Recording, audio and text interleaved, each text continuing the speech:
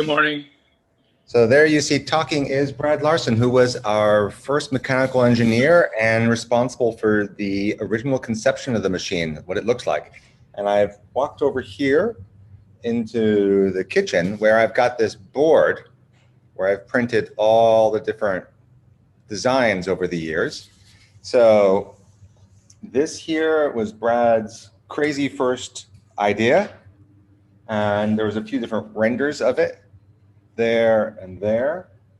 And then it got refined a bit into that and that, those legs down there. And these legs look great, but I thought they looked too much like the Kees van der Westen Mirage machine. So the original one had these crazy animal feet on rubber on them. So that got converted into these rubber pads fairly quickly. And back then, we also, the original concept, this was just a holder, was to put a water tank on the side, which is what you can see here. And I love the asymmetric look, but in the end, we found that it was just impossible to get this manufactured out of glass. It also made the uptake assembly right here tremendously complicated. So we tried, I don't know, Brad, a year to try and make that glass thing work. This was one of the later designs.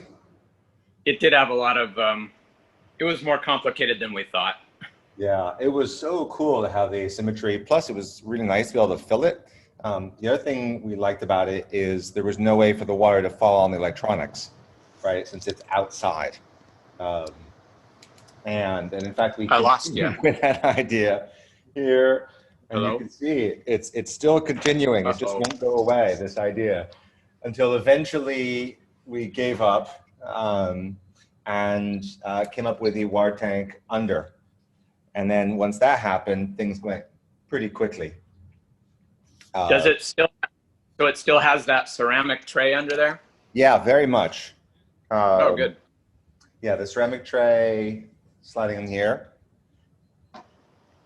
So, and still, well, actually, I think yesterday we were talking about materials for the drip tray, because we're considering essentially like this crock pot material, which is ceramic sprayed onto a form.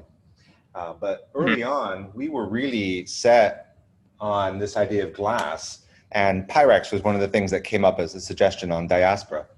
And if you've ever used like a lasagna baking tray out of glass, there's a bunch of prototypes that use that. The problem is that we found that that is really a mass production item. You need to order 20,000 of them from the absolute start if you want to make Pyrex anything. And that's a 10-year commitment.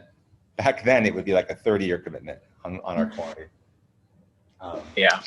Also, I think we did buy some of those baking dishes, and they kind of look like a baking dish. Yeah, like you put a lasagna there or something. Yeah, I think we were being mocked widely anyway for most of our design at the time, so the lasagna dish did not survive. Anyway, thought I'd go over down memory lane. This is kind of cool over here.